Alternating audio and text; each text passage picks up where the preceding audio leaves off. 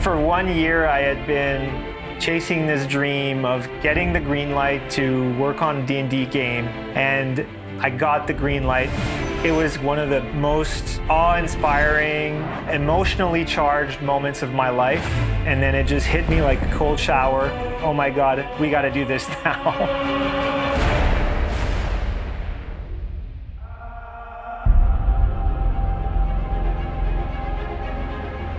What's cool about doing a D&D is that you're kind of inventing it as you go. No one's done a D&D game for a long time, so it opens up a lot of possibilities.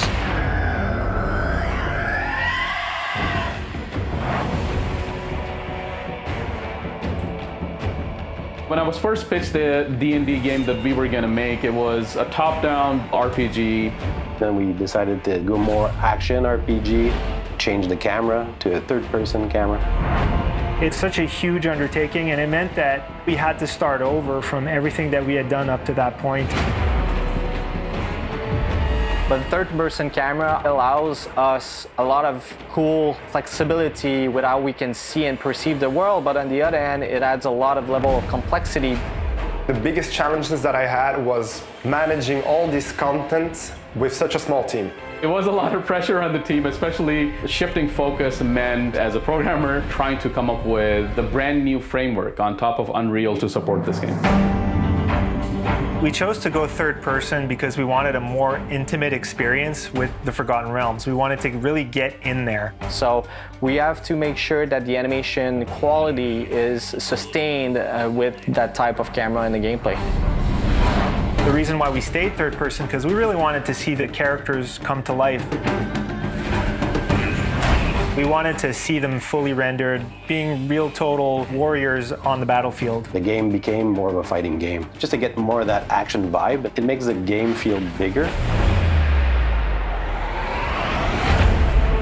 You don't know why, but you're like, gameplay feels tight. I feel like I'm really fighting and it's intense. You don't know that it's necessarily the camera and the way it's placed and the way it moves, but that's what it does.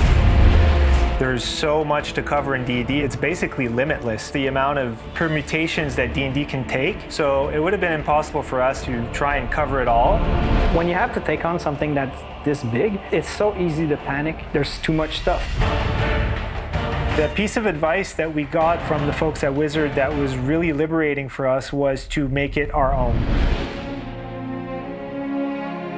To be super specific in the way that we're building these characters, the way that we're building the monsters, the way we're building the game, and be true to our creative vision for what we're trying to build. We tried sticking to what D&D has, but adding our metal twist to it, and it was super fun to do. The way we make our game ownable in the universe of D&D, I will say, is with all of our little attention to details that we add. Those are really personal to the artists that are working on this game.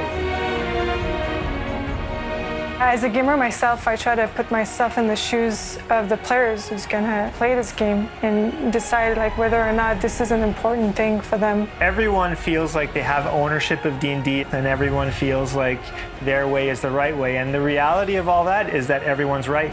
There's no real wrong way to play D&D. There's no wrong way to interpret D&D, and that's the beauty of it.